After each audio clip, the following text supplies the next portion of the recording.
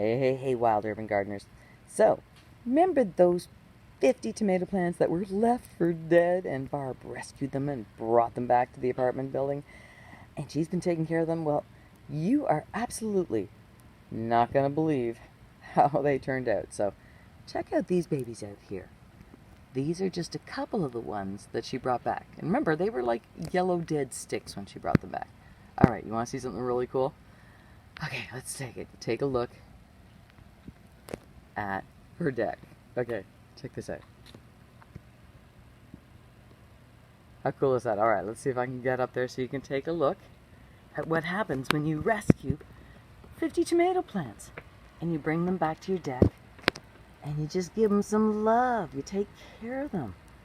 You make them feel good about themselves. What do you end up with?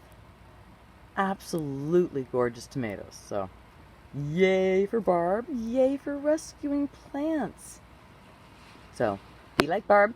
Take care of each other, wild ones. Love y'all. Bye.